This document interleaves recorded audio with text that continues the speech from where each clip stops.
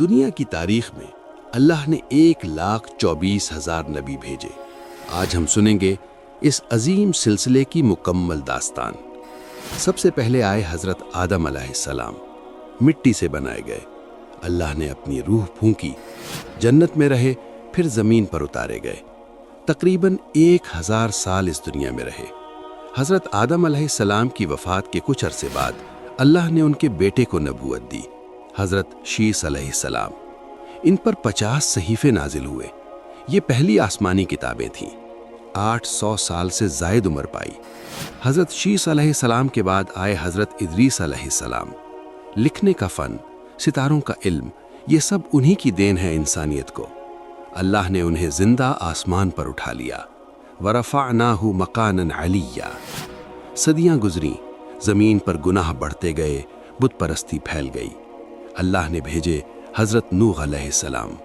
950 سال تبلیغ کی، صرف چند درجن لوگ مانے۔ پھر آیا وہ طوفان جس نے پوری زمین ڈبو دی۔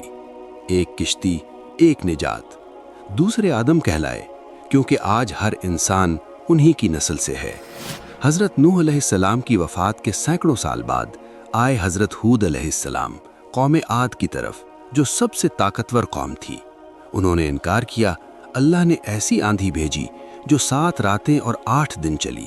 قوم عاد مٹ گئی۔ حضرت ہود علیہ السلام کے بعد آئے حضرت صالح علیہ السلام، قوم سمود کی طرف۔ معجزہ، پتھر سے اونٹنی نکالی۔ قوم نے انکار کیا، زلزلے نے سب ختم کر دیا۔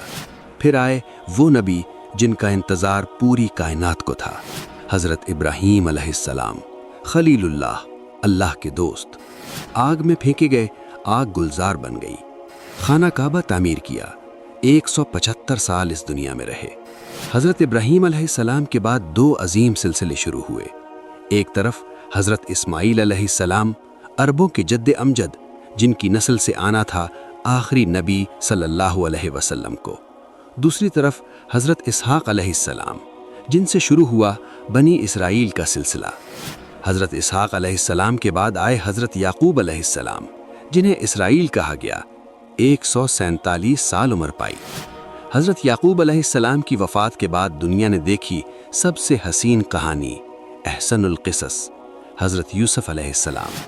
کنویں میں پھینکے گئے، غلام بنائے گئے، قید ہوئے، پھر مصر کے وزیر بنے۔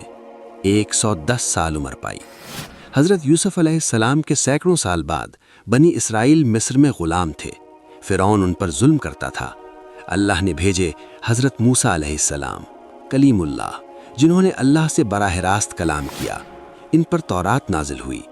سمندر پھٹا، بنی اسرائیل آزاد ہوئے۔ 120 سال عمر پائی۔ حضرت موسیٰ علیہ السلام کے سینکڑوں سال بعد آئے حضرت داؤد علیہ السلام، جن پر زبور نازل ہوئی، جن کی آواز سے پہاڑ تسبیح پڑھتے تھے، بادشاہ بھی، نبی بھی۔ حضرت داؤد علیہ السلام کے بعد ان کے بیٹے آئے، حضرت سلیمان علیہ السلام، جن کے حکم میں تھے جن بھی، انسان بھی، پرندے بھی، ہوا بھی، سب سے بڑی بادشاہت۔ پھر بھی اللہ سے صرف شکر مانگا۔ حضرت سلیمان علیہ السلام کے بعد آئے حضرت یونس علیہ السلام، جو مچھلی کے پیٹ میں گئے، تاریکیوں میں پکارا، لا الہ الا انت سبحانک انی کنت من الظالمین۔ مچھلی نے انہیں ساحل پر ڈال دیا۔